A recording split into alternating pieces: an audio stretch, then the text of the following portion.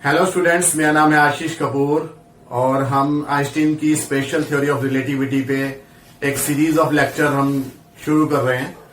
अपने last lecture में हमने स्पेशल थ्योरी के 2 पोस्टुलेट्स पढ़े थे। First postulate was that laws of physics are equally applicable in all inertial frame of references, यानी कि फिजिक्स के जो नियम है वो सभी जड़त्वीय फ्रेम ऑफ रेफरेंसेस में सेम रहते हैं। और सेकंड पोस्टुलेट था speed of light remain constant in all frame of references, यानी कि सभी फ्रेम ऑफ रेफरेंस में लाइट की स्पीड सेम होती है। तो हमारा जो ये सेकंड पोस्टुलेट है, इसी को प्रूव करने के लिए हम माइकलसन एंड मोरलेस एक्सपेरिमेंट को हम देखते हैं। माइकलसन एंड मोरले ने 1887 में ये एक्सपेरिमेंट किया। उन्होंने क्या सोचा कि अगर जैसे लाइट है, लाइट एक वेव है और लाइट के चलने के लिए भी एक मीडियम की जरूरत होगी। कोई भी वेव चलती है तो उसके लिए मीडियम की जरूरत होती है। जैसे कि पानी में अगर हम एक पत्थर को गिरा दें तो जो वेव्स चारों तरफ फैलती हैं उसके लिए मीडियम क्या है? पानी ही है। मैं बोल रहा हूं साउंड इज ए वेव और वो जो है एयर के थ्रू आप तक पहुंच रही है। तो आप ये देखिए, हर चीज को मीडियम की जरूरत है, तो वैसे ही लाइट को ट्रेवल करने के लिए भी मीडियम की जरूरत है। तो हमें तो ये पता है कि लाइट जो है वो वैक्यूम में भी चल सकती है। सन से अर्थ के बीच में जो है खाली जगह है, स्पेस है, फ्री स्पेस है, वैक्यूम है, वहां पर भी लाइट चलती है। तो इसका मतलब वहां जरूर कोई ना कोई मीडियम होना चाहिए, ऐसा सोचा गया। और उस काल्पनिक मीडियम का नाम ल्यूमिनेफेरस ईथर रखा गया। जहां ये जो ल्यूमिनेफेरस ईथर है, ये वो ईथर नहीं है जो केमिस्ट्री में आप पढ़ते हैं। ये काल्पनिक मीडियम है जो माना गया कि इसके अंदर लाइट ट्रेवल करती है। तो माइकलसन मोरले ने यह सोचा कि जब लाइट जो है वो ईथर में ट्रेवल करती है और ईथर अपनी जगह पे एग्जिस्ट करता है, वो चलता नहीं है, वो अपनी हर जगह यूनिफॉर्मली डिस्ट्रीब्यूटेड है, और हमारी अर्थ ईथर में से ट्रेवल कर रही है।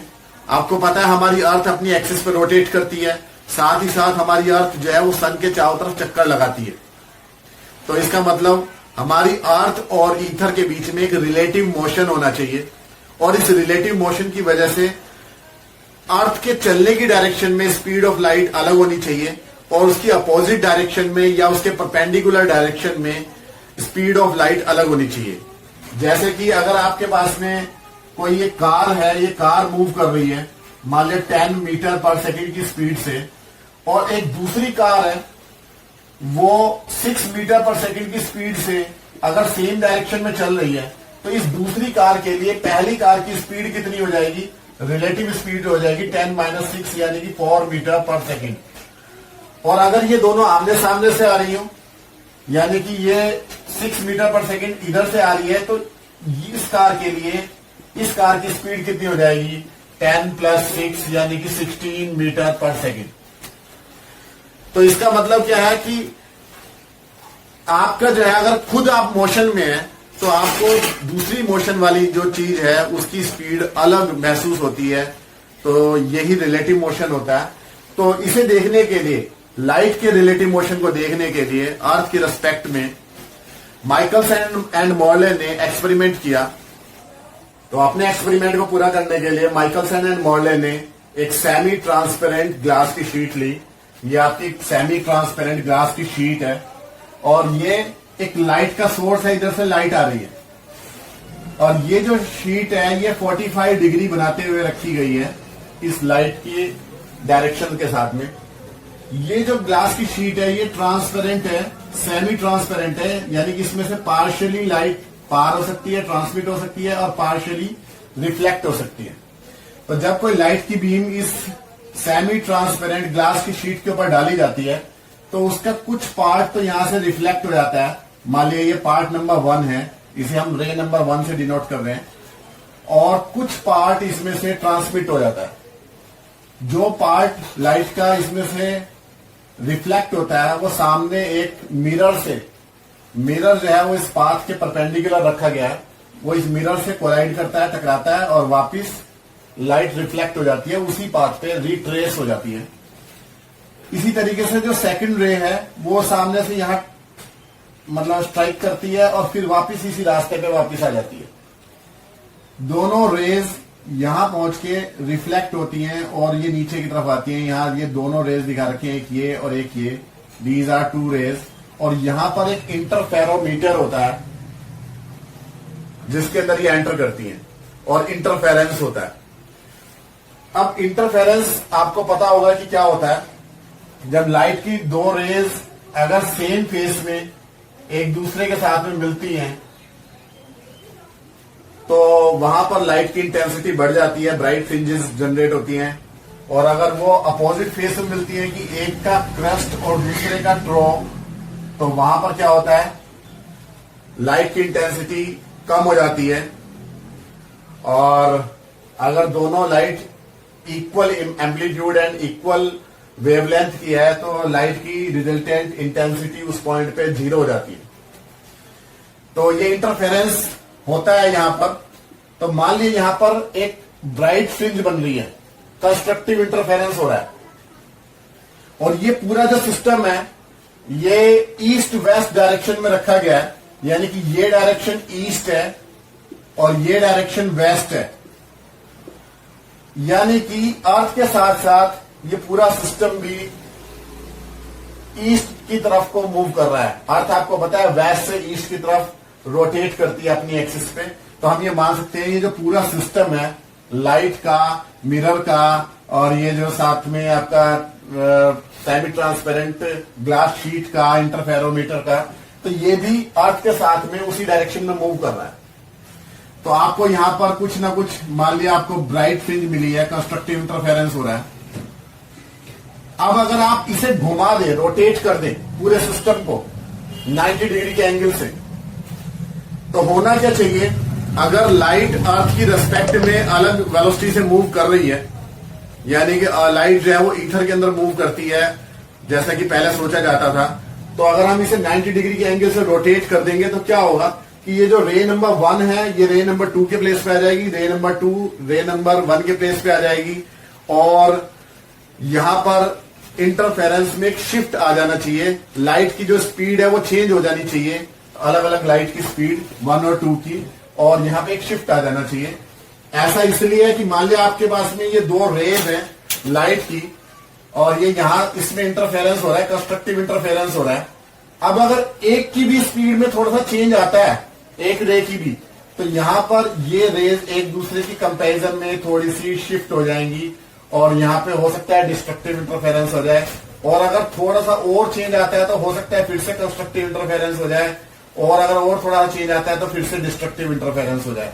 तो इस तरीके से यहां पर अगर लाइट की स्पीड में चेंज आता है तो यहां पर इंटरफेरेंस के पैटर्न में भी चेंज आ जाना चाहिए। यही इस पूरे प्रिंसिपल का मोटो है, उद्देश्य है। और कितना चेंज आएगा उसे हम कैलकुलेट भी कर सकते हैं, क्योंकि इस मिरर की डिस्टेंस इस ग्लास शीट से कितनी है, L1, और दूसरे मिरर की डिस्टेंस ग्लास शीट से कितनी है, L2। तो ये एक ऑब्जर्वर है जो अर्थ के ऊपर है, जैसे कि हम देख रहे हैं अर्थ के ऊपर से ही एक्सपेरिमेंट को कर रहे हैं, और तब हमारे को ये सब फिगर दिखाई दे रही है, ये सब कुछ ऐसे हो रहा है। लेकिन आप एक दूसरे फ्रेम ऑफ रेफरेंस के बारे में सोचो, एक दूसरा ऑब्जर्वर है जो अर्थ से बाहर से देख रहे हैं इस एक्सपेरिमेंट को होते हुए। तो उसके लिए क्या हो रहा है कि लाइट जो है,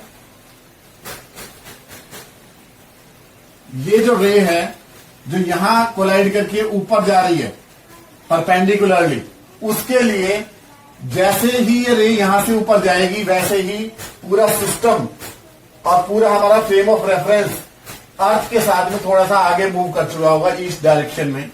तो यानी कि ये मिरर यहां पहुंच चुका होगा और ये वाला मिरर यहां पहुंच चुका होगा, और ये लाइट एक्चुअली यहां की जगह यहां फर्स्ट रे यहां स्ट्राइक करेगी, और थोड़ी देर बाद में ये मिरर यहां पहुंच जाएगा और ये जो ग्लास की शीट है यहां से यहां पहुंच जाएगी, और रे ऑफ रे का जो पाथ है वो ये वाला हो जाएगा। यानी कि अर्थ में बैठे हुए जो एक्सपेरिमेंट कर रहा है उस ऑब्जर्वर के लिए लाइट यहां से ये इस डायरेक्शन में जा रही है ऊपर और यहीं से वापस आ रही है, लेकिन एक बाहर से बैठे हुए ऑब्जर्वर के लिए लाइट रे इधर जा रही है और फिर वापस इस डायरेक्शन में आ रही है।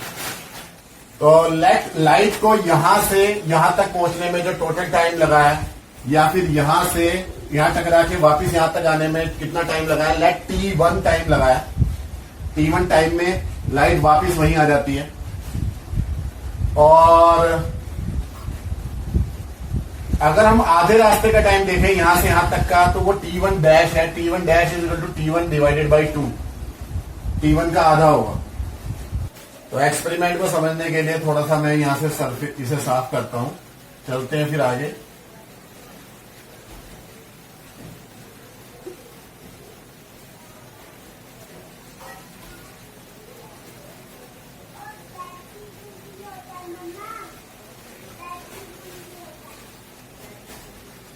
तो एक ऑब्जर्वर तो ये है जिसकी रेस्पेक्ट में एक्सपेरिमेंट हो रहा है, उसके लिए लाइट जा रही है यहां से ऊपर और फिर वापस आ रही है। ये लाइट इधर जा रही है, वापस आ रही है, और दोनों लाइट किस में जा रही है, इंटरफेरोमीटर में जा रही है और इंटरफेरेंस हो रहा है। एक ऑब्जर्वर वो है जो हमें बाहर से देख रहा है इस एक्सपेरिमेंट को, उसके लिए जो रे नंबर 1 है जो ऊपर जा रही है वो एक्चुअली वो इस डायरेक्शन में मूव कर रही है। ऐसा इसलिए क्योंकि लाइट के चलने की ड्यूरेशन में अर्थ थोड़ा सा आगे मूव कर चुकी होगी। अर्थ मान लिया v स्पीड में चल रही है, तो मान लिया यहां से लाइट को यहां तक जाने में कितना टाइम लगता है, T1 डैश टाइम लगता है। तो ये डिस्टेंस कितनी हो जाएगी, T1 डैश टाइम लग रहा है, तो डिस्टेंस इज इक्वल टू हो जाएगा स्पीड मल्टीप्लाई टाइम। और लाइट की स्पीड ईथर में वो c हमने मान रखी है और टाइम है T1 डैश। तो ये T1 dash C T1 dash यहां से लेकर यहां तक की डिस्टेंस, ये वाली डिस्टेंस। अर्थ की स्पीड बाहर से जो ऑब्जर्वर देख रहा है उसकी रिस्पेक्ट में v है, तो डिस्टेंस इज इक्वल टू हो जाएगी स्पीड मल्टीप्लाई टाइम, यानी v T1 डैश। तो ये वाली डिस्टेंस यहां से यहां तक की डिस्टेंस कितनी हो गई, v T1 डैश। और जबकि परपेंडिकुलर डिस्टेंस ये वही रहेगी, L1 ही रहेगी। यहां से रे को यहां जाने में और फिर वापस यहां आने में जो टोटल टाइम है वो मान लिया T1 है, तो T1 dash will be equal to T1 by 2, यानी T1 डैश जो है वो T1 का आधा है। ये डबल टाइम है, ये सिर्फ आधा टाइम है। तो आपके पास में ये ट्रायंगल बन चुका है। इस ट्रायंगल से ही अब सारी फिगर हम सारी डेरिवेशन को सॉल्व करेंगे। इसमें हाइपोटेनस कितना है, C T1 डैश। तो हाइपोटेनस का square is equal to perpendicular का स्क्वायर यानी कि L1 स्क्वायर प्लस बेस का स्क्वायर यानी v T1 डैश का होल स्क्वायर। इसका भी होल स्क्वायर हो रहे हैं। तो यहां से ये होना चाहिए, यहां से होल स्क्वायर को खोलेंगे तो C स्क्वायर T1 डैश का whole square is equal to L1 square plus v square T1 dash square. इसे आप इधर लें तो C square minus v square into T1 dash square is equal to हो जाएगा L1 स्क्वायर। तो T1 dash square is equal to L1 square divided by C square minus v square. This is equation number 1। तो इसे थोड़ा सा solve करेंगे। T1 dash will be equal to L1 upon, इधर square है तो इधर स्क्वायर रूट में चला जाएगा, C square minus v square. यहां से आप C स्क्वायर को कॉमन ले बाहर निकाल लें तो क्या आ जाएगा, T1 dash will be equal to L1 upon, यहां से आप C स्क्वायर को बाहर निकालेंगे तो रूट में से C स्क्वायर बाहर निकलेगा तो C आएगा, और यहाँ v स्क्वायर के डिवाइड में आ जाएगा C स्क्वायर। तो यानी कि अंडर रूट में 1 minus v square upon C square. तो ये टाइम इंटरवल पता चल गया यहां से यहां जाने का, और यहां से यहां आने का मिला के अगर हम देखें तो T1 कितना हो जाएगा, टोटल टाइम अगर देखें तो T1 will B 2 T1 dash. तो हम टोटल टाइम देखते हैं, T1 is equal to 2 T1 dash, यानी कि T1 will be equal to 2 L1 upon C under root 1 minus v square upon C square. तो एक्चुअली हम इसी को इक्वेशन नंबर 1 मान लेते हैं, इसे हटा लेते हैं। तो ये वो टाइम इंटरवल है जितने में ये रे ऑफ लाइट यहां से इस मिरर से स्ट्राइक करेगी, फिर वापस इस ग्लास की प्लेट पे आ जाएगी किसी बाहर के ऑब्जर्वर के लिए, और या फिर जितने टाइम में लैबोरेटरी के फ्रेम में ये लाइट रे परपेंडिकुलरली इससे कोलाइड करेगी और फिर वापस आ जाएगी। तो ये वो टाइम इंटरवल पता चल चुका है। अब हम वो टाइम इंटरवल देखेंगे जितने टाइम में लाइट रे नंबर 2 ये वाले पाथ को फॉलो करती है, यहां से जाती है, सामने स्ट्राइक करती है, फिर वापस आ जाती है। एक्चुअली उसके आगे इंटरफेरोमीटर के अंदर तक जाने का जो टाइम है, बाकी का टाइम सेम है। तो हमारा मेन जो टाइम का जो इंटरवल आ रहा है दोनों में, वो यहां से यहां ऊपर जाने में, आने में, या इधर जाने में और इधर आने में लग रहा है। तो वो टाइम इंटरवल हमें कैलकुलेट करना है। तो आप ये देखो, अर्थ इस तरफ जा रही है, इस डायरेक्शन में जा रही है। कितनी स्पीड से जा रही है? v स्पीड में। लाइट भी इसी डायरेक्शन में जा रही है, c स्पीड में।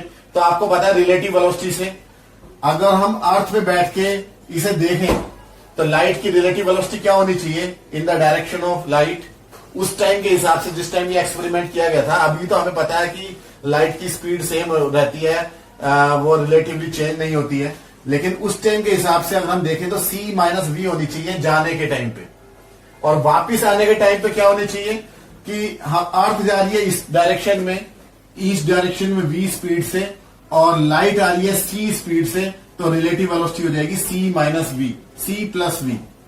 तो जाने की डायरेक्शन में, रे नंबर 2 को आगे बढ़ने की डायरेक्शन में रिलेटिव वेलोसिटी है c माइनस वी, और वापिस आने की है c प्लस वी। तो टाइम इंटरवल कैसे निकालेंगे? टाइम दो टाइम होगा, एक तो जाने का टाइम और एक आने का टाइम। जाने का जो टाइम होगा वो distance upon speed, relative speed, और आने का जो टाइम होगा वो भी डिस्टेंस अपॉन रिलेटिव स्पीड। दोनों को हम ऐड कर लेंगे तो टोटल टाइम रे का आगे बढ़ के जाने में और वापस आने में जो लगेगा वो टाइम हमें पता चल जाएगा। तो डिस्टेंस तो आपको पता है इन दोनों के बीच की कितनी है, L2, और रिलेटिव स्पीड जाने की कितनी है, c माइनस वी, और आने की कितनी है, c प्लस वी। दोनों में से हम L2 कॉमन ले लेंगे तो टोटल टाइम पता चल जाएगा।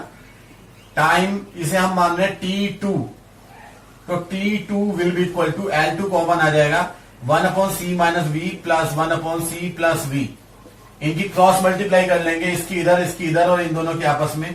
तो T2 will be equal to L2 C plus V into C minus V plus C minus V divided by C square minus we square. और आप ये देखिए v से v कैंसिल हो रहा है, और c और c कितना हो जाएगा, 2c, और यहां से सी स्क्वायर कॉमन ले लेंगे नीचे से, जैसा कि हमने पहले लिया था। तो सी स्क्वायर में से तो सी स्क्वायर कॉमन आके 1 आ जाएगा, और यहाँ वी स्क्वायर के डिवाइड में क्या आ जाएगा, सी स्क्वायर। तो टाइम इंटरवल T2 कितना आ जाएगा, L2 अपॉन C, एक C से एक C कैंसिल हो जाएगा, 2L2 upon C, 1 minus we square upon C square. This is equation number 2। तो हमने दोनों टाइम इंटरवल निकाल लिए। इन दोनों टाइम इंटरवल का हम डिफरेंस देखेंगे। इनका डिफरेंस इसलिए देख रहे हैं कि आप ये देखिए, रे को ऊपर जाने आने में या इधर जाने आने में जो टाइम लग रहा है वो अलग अलग है, लेकिन उसके आगे का जो टाइम है वो सेम है। तो यानी कि जो पाथ डिफरेंस है वो किस चीज पे डिपेंड कर रहा है, इसी टाइम इंटरवल पे डिपेंड कर रहा है। इस T1 और T2 के दोनों के डिफरेंस के ऊपर डिपेंड कर रहा है। तो हम इन्हें सब्ट्रैक्ट कर देंगे। तो बाकी के लिए आप स्क्रीनशॉट खींच लो, और मैं इसे रफ करने जा रहा हूं इधर से, और फिर चलते हैं आगे।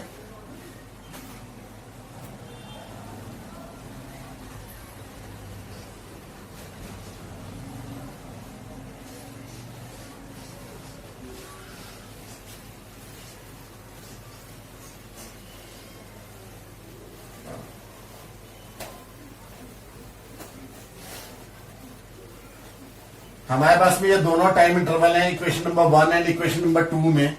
तो इनका डिफरेंस कितना हो जाएगा, delta T will be equal to T1 minus T2।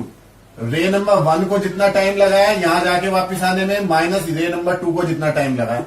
तो हम दोनों में से देखें तो 2/c कॉमन आ जाएगा और यहां से बचेगा L1 upon under root 1 minus we square upon C square और माइनस में आ जाएगा 1/1 minus we square upon C square. ये आपके पास टाइम इंटरवल आ गया। अब हम क्या करते हैं, इस पूरे सिस्टम को 90 डिग्री से रोटेट कर देते हैं, यानी कि ये वाला जो मिरर है वो यहां आ जाएगा और ये वाला जो मिरर है वो नीचे पहुंच जाएगा। आपने क्या किया, इस पूरे सिस्टम को यूं घुमा दिया 90 डिग्री के एंगल से। रे जो यहां से जो रे आ रही है सी, ये उसी डायरेक्शन में आ रही है। बाकी ये वाला जो मिरर है वो यहां आ चुका है, ये वाला मिरर आपका नीचे आ चुका है और ये वाली जो आपकी प्लेट थी वो इसके परपेंडिकुलर यानी इस तरीके से हो चुकी है। तो आफ्टर रोटेटिंग, ये जो फिगर बन रही है आफ्टर रोटेटिंग बाय 90 डिग्री, तो आपको क्या मिलेगा, अब रे नंबर 1, जो रे नंबर 1 थी वो रे नंबर 2 के प्लेस पे इस वाले पाथ को फॉलो करेगी और रे नंबर जो 2 थी वो रे नंबर 1 की जगह पे ये वाले पाथ को फॉलो करेगी जब हम इसे 90 डिग्री से रोटेट कर देंगे। तो आप ये देखो कि रे नंबर 1 के लिए अगर हम देखें, अब उसका पाथ जो है वो वैसा ही हो गया है जैसा कि यहां रे नंबर 2 का था और रे नंबर 2 का कुछ पाथ वैसा ही हो गया है जैसा कि यहां रे नंबर 1 का था पहले वाला। तो यानी कि जो ये फैक्टर है, अगर हम इसके लिए टाइम इंटरवल देखें, यहां पर दोनों रेज के पाथ के टाइम इंटरवल को देखें तो वो मान लिया डेल्टा टी डैश है, तो यहां पर बिल्कुल सेम यही कुछ आने वाला है, सिवाय यहां L2 आएगा एक तो। अच्छा, सिवाय इस चीज के कि यहां जो रे नंबर 1 थी, L1 जो डिस्टेंस है उसके लिए फैक्टर कौन सा आएगा, रे नंबर 2 वाला, यानी कि L1 के अपॉन में ये वाला फैक्टर आएगा 1 minus we square upon C square और माइनस L2 के अपॉन में ये वाला फैक्टर आएगा under root 1 minus we square upon C square. तो ये आ गई आपके पास में ऊपर वाली इक्वेशन नंबर, ये आ गई है 3 और ये आ गई है इक्वेशन नंबर 4। तो ये 90 डिग्री रोटेट करने से पहले टाइम इंटरवल है और ये 90 डिग्री रोटेट करने के बाद में टाइम इंटरवल है। अब इन दोनों टाइम इंटरवल का भी हम डिफरेंस देखेंगे। डिफरेंस देखने के लिए हम क्या करेंगे, डेल्टा टी डैश में से डेल्टा टी को माइनस कर देंगे। तो इक्वेशन नंबर 4 में से हम इक्वेशन नंबर 3 को माइनस कर देंगे, तो small T will be equal to, दोनों में से अगर हम देखें तो 2/c कॉमन आ जाएगा और ये L1 के अपॉन में ये डिनोमिनेटर सेम है, तो ये आ जाएगा L1 plus L2 divided by 1 minus we square upon C square. Similarly यहां से माइनस कॉमन लेके जब ये वाली चीज इसमें से माइनस होगी तो ये आ जाएगा L1 plus L2 divided by 1 minus we square upon C square की पावर 1/2। अंडर रूट को हम पावर 1/2 में लिख रहे हैं। This is equation number 5। आप इसका स्क्रीनशॉट ले लें और फिर हम आगे चलते हैं, रफ करेंगे, फिर इसे स्क्रीनशॉट ले लें। तो चलिए हम इसे रफ करते हैं। जो जरूरी चीज है हमारी वो हम रखते हैं यहां पे, बाकी को हम रफ कर रहे हैं। हमारे पास में दोनों पोजीशन में जो टाइम इंटरवल है उसका डिफरेंस आ गया है।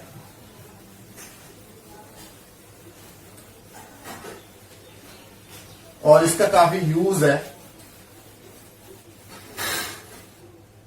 ये दोनों टाइम क्यों हमने माइनस किए हैं इसको हम अभी बताएंगे, उससे पहले हम इसे सॉल्व कर लें और आप वीडियो को देखते रहें, सब कुछ समझ में आएगा आपको कि हमने माइनस क्यों किए हैं। पहले हम इसे थोड़ा सा सॉल्व कर लेते हैं। तो small T will be equal to 2/c L1 plus L2 और ये 1 minus we square upon C square की पावर हम लिख सकते हैं माइनस के 1 minus 1 minus we square upon C square की पावर माइनस के 1/2। वीडियो काफी लंबी हो गई है, थोड़ा सा हमें स्पीड में काम करना पड़ेगा। हम इसे बायनोमियल थ्योरम से हम खोलेंगे। पावर जब माइनस की 1 है वो हम यहां पर आगे ले आएंगे और हाई ऑर्डर टर्म्स को हम छोड़ देंगे। तो हमारे पास में क्या आ जाएगा 1 प्लस वी स्क्वायर अपॉन सी स्क्वायर माइनस, इसी तरीके से ये माइनस माइनस प्लस हो जाएगा और सारा माइनस लग के माइनस में आ जाएगा 1/2 वी स्क्वायर अपॉन सी स्क्वायर। हमने बायनोमियल थ्योरम का यूज किया है, ये ध्यान रखना है। 1 से 1 कैंसिल और आपको मिल जाएगा 2/c L1 plus L2 into 1/2 v²/c², इसे कैलकुलेट करके 2 से 2 कैंसिल। अब आप ये देखो, ये हमारे पास में आ गया L1 प्लस L2 v²/c³। तो ये हमारे पास में टाइम इंटरवल आ गया। This is equation number 6। हमने इसे माइनस क्यों किया है वो आप देखिए। पहले जो मान लिया हम एक्सपेरिमेंट कर रहे थे तो हमारे को किसी पॉइंट पर हमें मिल रही थी ब्राइट फ्रिंज, मान लिया सेंटर पे ब्राइट फ्रिंज मिल रही थी, उसके साइड में डार्क फ्रिंज और फिर ब्राइट। इसी तरीके से ये सेंट्रल फ्रिंज है और इसके इस तरफ भी डार्क है, फिर ब्राइट है, फिर डार्क है। ऑल्टरनेटिवली ये फ्रिंजेस मिलती हैं, आपको पता है। तो जब हम इसे घुमा देंगे, रोटेट कर देंगे 90 डिग्री से, तो ये कंडीशन आ गई। तो कंडीशन होने से यहां वाला जो टाइम इंटरवल लग रहा था wave number 1 and wave number 2 के बीच में, उससे ये वाला टाइम इंटरवल अलग है। तो यहां पर फ्रिंज में भी क्या आ जाना चाहिए, शिफ्ट आ जाना चाहिए। आपको पता है कि अगर ये जो टाइम इंटरवल इक्वेशन नंबर 6 में कैलकुलेट किया है, अगर ये कैपिटल टी होता, जहां कैपिटल टी क्या है, टाइम पीरियड ऑफ वेव। आपको पता है वेव जो है वो एक ऑसिलेट करती है, तो वन ऑसिलेशन का जितना टाइम होता है उसे हम टाइम पीरियड बोलते हैं। तो टाइम पीरियड और वेवलेंथ में एक रिलेशनशिप होती है, उसे हम कैसे निकालते हैं, C equal to lambda upon t या लैम्डा इजिकल टू CT, ये रिलेशनशिप होती है। तो इसका भी हम यूज करेंगे। तो अगर आपका टी टाइम इंटरवल यानी कि टी टाइम पीरियड के इक्वल अगर चेंज आएगा इन दोनों के बीच में, तो आपका शिफ्ट कितना होना चाहिए, 1 वेव का। यानी कि ये वाली जो ब्राइट फ्रिंज है वो यहां पे आ जानी चाहिए और ये वाली ब्राइट फ्रिंज यहां शिफ्ट हो जानी चाहिए। शिफ्टिंग हो जाती है। अगर आधे टाइम इंटरवल का चेंज आता इन दोनों में, तो ये वाली डार्क यहां पे आ जाती, यानी कि जहां पे ब्राइट है वहां डार्क हो जाती। तो ये आपको पता होगा ऑप्टिक्स में। तो फिलहाल हम चलते हैं, देखते हैं कि यहां पर कितना शिफ्ट आना चाहिए इतने टाइम इंटरवल की वजह से। तो by capital T time shift कितना होना चाहिए, एक वेव का, यानी कि 1 वेव इधर से इधर आ जानी चाहिए। तो by small 1 time interval change in shift कितनी होनी चाहिए, 1/t वेव। इसे भी हम रफ कर रहे हैं और हमारे पास में कितना है, L1 plus L2 into v²/c³। इतने टाइम में कितनी शिफ्ट हो जानी चाहिए, 1/t में इसकी मल्टीप्लाई हो जाएगी L1 plus L2 into v² और अपॉन c³ से। आप ये देखो c और t, यहां इक्वेशन नंबर 7 से हम उसकी वैल्यू कितनी रख देंगे, लैम्डा। तो ये हमारे पास में आ जाएगी L1 plus L2 into v² upon c² into lambda. इसी को हम ऐसे भी लिख सकते हैं कि v/c का होल स्क्वायर, v/c का होल स्क्वायर इंटू लैम्डा। तो ये हमारे पास में फाइनल रिजल्ट आ गया। इतना शिफ्ट हो जाना चाहिए 90 डिग्री रोटेट करने से माइकलसन एंड मॉर्ले एक्सपेरिमेंट में। तो आप ये देखो कि माइकलसन एंड मॉर्ले ने जब एक्सपेरिमेंट किया था तो उन्होंने L1 प्लस L2 की वैल्यू जो कैलकुलेटेड रखी थी वो अबाउट कितनी थी, 22 मीटर। ये उस टाइम के एक्सपेरिमेंट की बात है। और जो उन्होंने वेवलेंथ यूज की थी वो लगभग थी 5.5 एंगस्ट्रॉम, यानी कि 5.5 10⁻⁻⁷ मीटर, यानी लैम्डा भी हमें पता है। और स्पीड ऑफ अर्थ हमें पता है वो होती है 30 किलोमीटर पर सेकंड। और स्पीड ऑफ लाइट भी हमें पता है वैक्यूम में कितनी होती है, 3 लाख किलोमीटर पर सेकंड। तो दोनों का जो रेशियो होगा यानी कि v/c 30 किलोमीटर पर second divided by 3 lakh kilometre पर सेकंड, तो ये आ जाएगा आपके पास में पॉइंट या 4, इसके वैल्यू आ जाएगी 0.1, इसकी वैल्यू आ जाएगी 10⁻⁻⁴। जब आप इसे कैलकुलेट करेंगे 330 किलोमीटर और 3 लाख किलोमीटर पर सेकंड के रेशियो हो, तो ये 10⁻⁻⁴ आ जाएगी। ये सब वैल्यूज को हम यहां पुट करेंगे तो हमारे पास में जो शिफ्ट आ जाना चाहिए वो आएगा आपके पास में 0.44। यानी कि जहां पर ब्राइट फ्रिंज बन रही है इस टाइम पर, इस कंडीशन में रोटेशन से पहले, वहां रोटेशन के बाद में डार्क फ्रिंज बननी चाहिए, ऑलमोस्ट डार्क बननी चाहिए। 0.5 का शिफ्ट आ जाएगा तो एग्जैक्टली डार्क बनेगी। लेकिन यहां पर डार्क हो जाना चाहिए, लेकिन ऐसा नहीं होता। तो इसका मतलब क्या है, ये एक्सपेरिमेंट फेल हो गया। तो इसका क्या मतलब हो सकता है, इसका क्या रिजल्ट हो सकता है? बहुत सारे रिजल्ट्स जो है हो सकते हैं, जैसे कि ईथर जो है वो अर्थ के साथ में खुद ड्रैग हो रहा है, लेकिन बाद में ये प्रूव हो गया कि ये भी फिनोमेना गलत है कि ईथर अर्थ के साथ में ड्रैग होता है, क्योंकि वो बहुत सारे कॉन्सेप्ट्स को समझा नहीं सका। और हमने ये माइकल सैंडर मॉर्ले ने इस एक्सपेरिमेंट को अलग अलग टाइम पर, पूरे साल के अलग अलग टाइम पे, दिन और रात में बार बार रिपीट करके देखा, लेकिन उन्हें कभी भी ये 0.44 का शिफ्ट नहीं मिला। थोड़ा सा जो शिफ्ट मिला वो उनकी एक्सपेरिमेंटल एरर थी, लेकिन कोई भी 0.44 का यानी कि फ्रिंज में कोई अच्छे से शिफ्ट नहीं मिला। इसका मतलब क्या है कि जो हम ये मानते हैं कि लाइट की स्पीड, रिलेटिव स्पीड चेंज हो जाती है, यानी कि अगर लाइट इस डायरेक्शन में चल रही है c स्पीड से और अर्थ भी इसी डायरेक्शन में चल रही है v स्पीड से, तो रिलेटिव स्पीड कितनी हो जाएगी अर्थ की, c माइनस वी। या अगर अपोजिट डायरेक्शन में जा रही है तो c प्लस वी। तो वो ऐसा नहीं होता, लाइट की स्पीड सभी फ्रेम ऑफ रेफरेंसेस के लिए सेम रहती है।